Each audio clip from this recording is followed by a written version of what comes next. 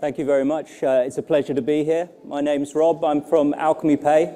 Alchemy Pay is a company that connects fiat currencies and cryptocurrencies and really makes crypto and Web3 platforms as accessible as possible, mainstream-friendly solutions, and also we're known for our crypto payment acceptance system, which gives payment acceptance to merchants all around the world. Okay? And today, this is really what we want to talk about. We want to talk about the idea of practical payments, practical, accessible Web3, yeah? Mainstream-friendly solutions that actually work today and work today for newcomers to crypto, not just people who are already interested in the crypto space, but people who want to get in, want to participate, and if they want to do that, we want to help them do that as best we can, yeah? So, a little bit about what I'm covering. I'll just explain our position in the industry, about crypto payment acceptance, some of the different methods that it can be done, some of the obstacles, some of the solutions. Then we'll talk about, the wonders of crypto, Web3, again, the obstacles to adoption and the easy ways to onboard, newcomers, and then we'll conclude, all right? So I've just picked out here, a few events that happened over the past sort of year or so. I mean, big events that happened, and I think when we're here at this convention, it's easy to think that crypto is the sort of center of the universe. You know, when we're talking to everyone here, they understand the language we're talking, they understand what we're talking about. And when we see those kind of stories, we think, okay, yeah, it's gone mainstream. But I think we have to remember that it's still yet to penetrate the mainstream, and we have to kind of bear that in mind, and we have to do more to focus on the idea of mainstream-friendly solutions to bring in newcomers, yeah? 8 billion people in the world, most of them don't own crypto, most of them are not using Web3 platforms, okay? So we really think that mainstream-friendly, functional solutions are at the heart of being able to bring about more adoption. So about what we do, so we've got a crypto payment acceptance system used by 2 million merchants in 70 countries around the world. We have crypto ramps and fiat payment rails, which allow crypto services and Web3 platforms to onboard new users. Okay, we also have white label crypto cards. Okay, so this is what we do in the industry, interested in mainstream friendly solutions. Okay, some of you guys saw a flyer on your seats. Do feel free to take that and check out our website. Question on there, how could paying with crypto be easier? This is something that we'll be talking about, so you can kind of think about that as we go through today. But if we go into something more specific, and maybe I'll put this one out to you guys, I think this is a common narrative we hear about crypto payments. So why aren't crypto holders using their crypto to pay for goods and services? What's the main kind of reason we hear? Does anyone want to sort of put an answer out there? Say that again? Well, that is true. That is true. I'd say there's a kind of more common narrative around why people are not actually spending their crypto. Because they're using it for like an investment vehicle, right? Yeah, okay. So this is the common narrative. And certainly we can't argue entirely with that, but I think there is evidence to the contrary as well. So Visa said that in the first quarter of this year, $2.5 billion was spent using crypto cards in the first quarter this year. Okay, so what that shows us is that maybe when it's simple enough to do so, when it's easy enough to do so, people are wanting to spend their crypto for real world goods and services. It also tells us that the market is already huge. It may not have gone mainstream, but it's already very big, you know, and it's going to grow from there as well. And then we see more evidence that actually merchants want to be accepting crypto.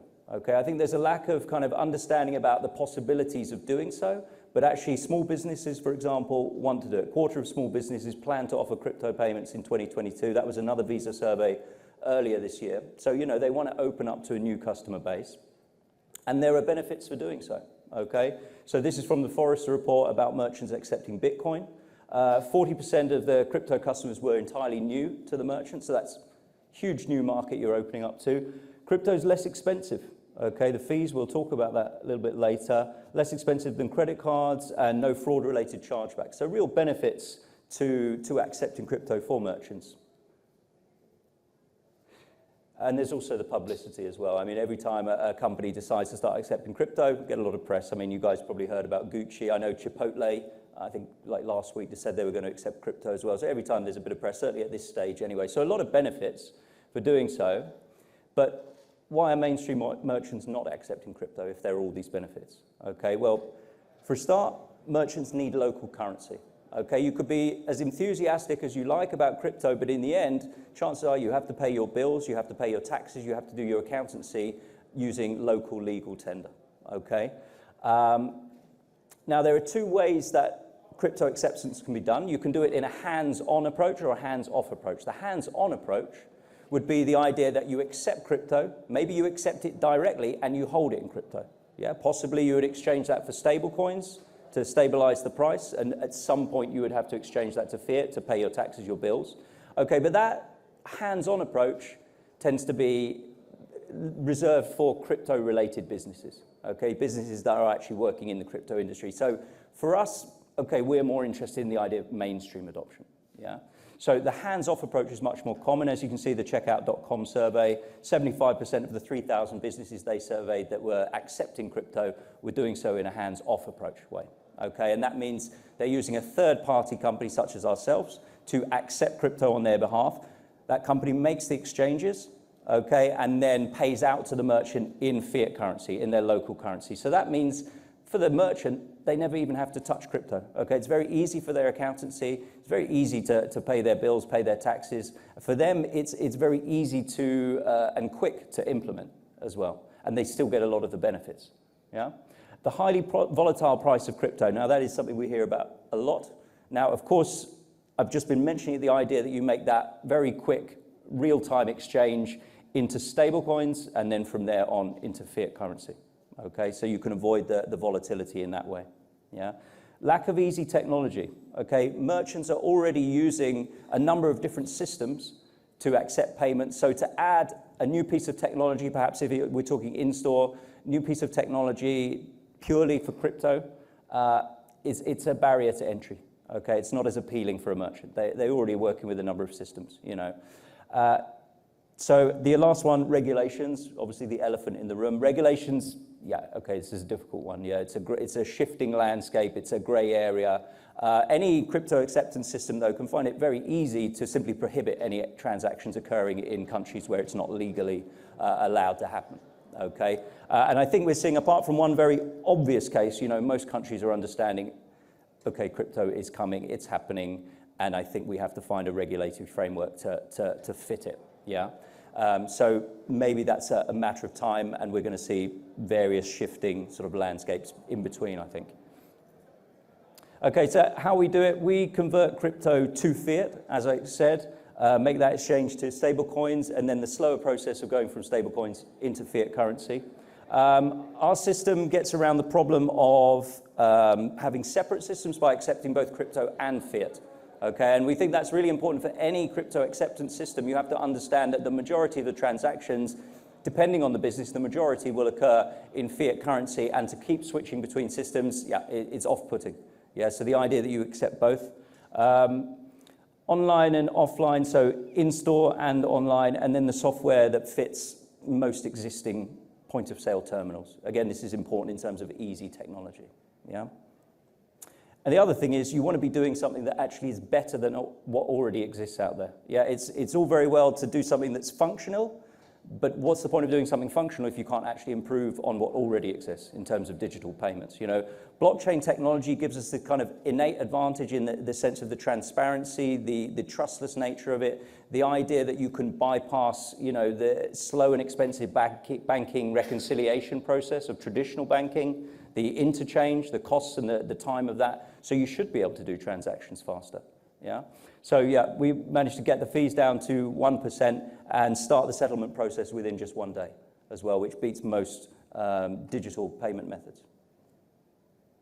Now, in the background, you're going to have to create a huge ecosystem of partners to do this and people you're connected to. So this is acquiring banks, this is payment partners, e-commerce networks, this is blockchain networks, even wallets, mobile wallets and crypto wallet issuers.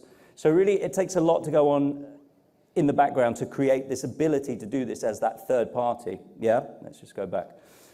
But this kind of complexity in the background means that actually you've got a very simple process for the merchant and for the consumer. Okay, for the merchant and the consumer, it's as simple as taking your crypto wallet that's on your mobile phone, placing it over a QR code on a POS terminal, and that's the payment done. Okay, so maybe complex in the background, but ostensibly to the consumer and merchant, very simple to do.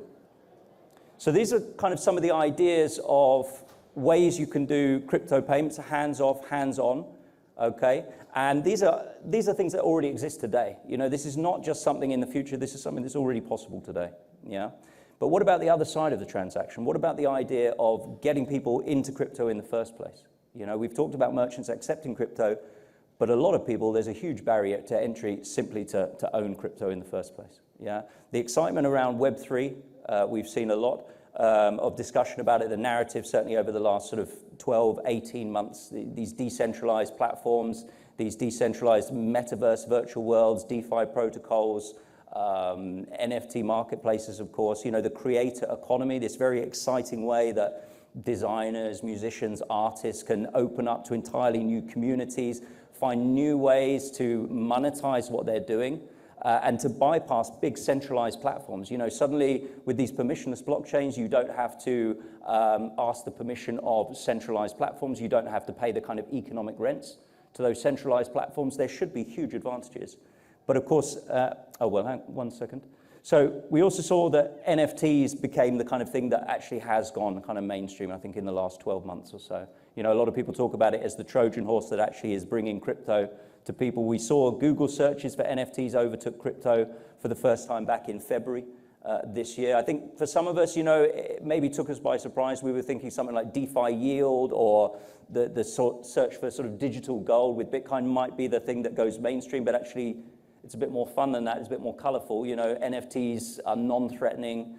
They don't threaten the traditional banking system. So that's really been a sector that's gone mainstream. But let's say someone still wants to use NFT marketplaces, they want to get involved, and they want to get involved for the first time. They're not aware of crypto, they're not au fait with the crypto industry, with the various steps that are necessary to buy crypto, and so for them there's already a huge barrier. You know, to us we see the barrier between Web3 and where the majority of people are, people outside the crypto space. It's that barrier between crypto and fiat. Okay, that's the problem. Cryptocurrency, of course, is the key that unlocks these Web3 decentralized platforms.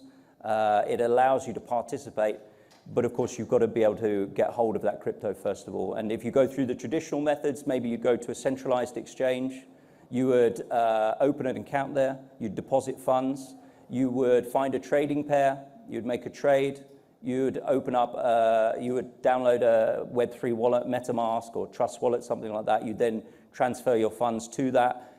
Then you can connect that wallet to a Web3 platform. Now that's a lot of steps, okay? And for us who've done it, it's not really that big a deal, but you can see that's already too much for most people. It's already overwhelming. So the idea that you can do something direct for people to allow people direct access into Web3 platforms, I think is really important in terms of mainstream friendly approaches, mainstream adoption, yeah?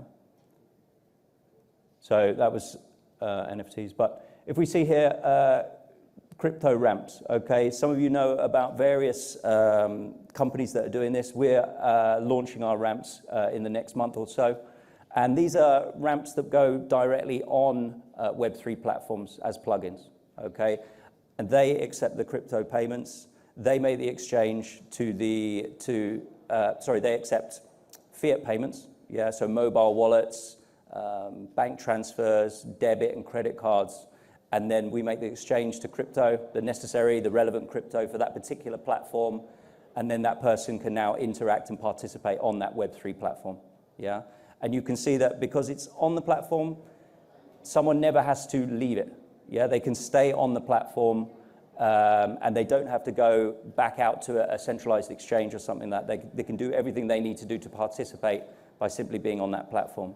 For a user, a consumer, of course, it's fantastic because let's not forget someone might be wanting to buy this crypto because they're interested in one particular NFT.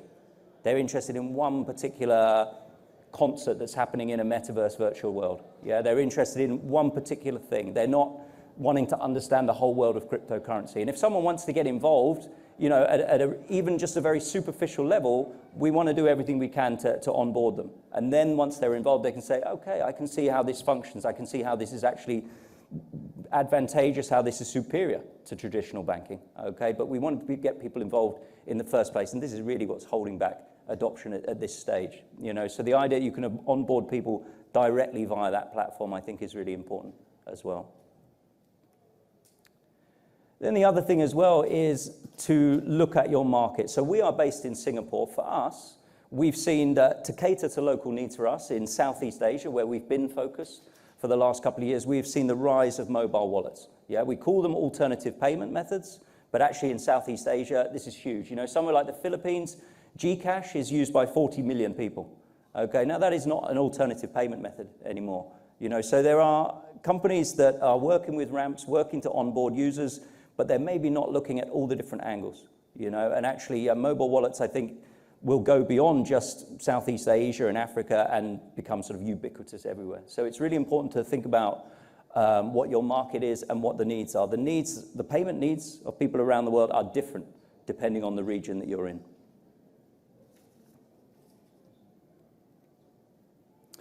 So yeah, mainstream accessibility in terms of Web3 is important. That idea to convert fiat payments into crypto and do it all within one platform. Affordable fees really comes from working with the right remittance partners, with the right over-the-counter exchanges, with the right crypto exchanges, with the right payment partners.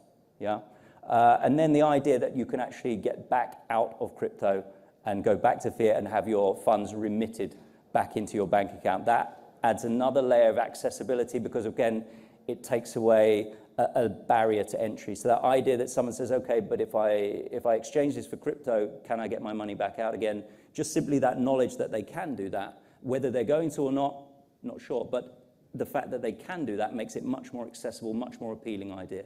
So I think there are many things to think about in terms of creating accessible Web3 platforms, in terms of getting those newcomers, those first-time users involved.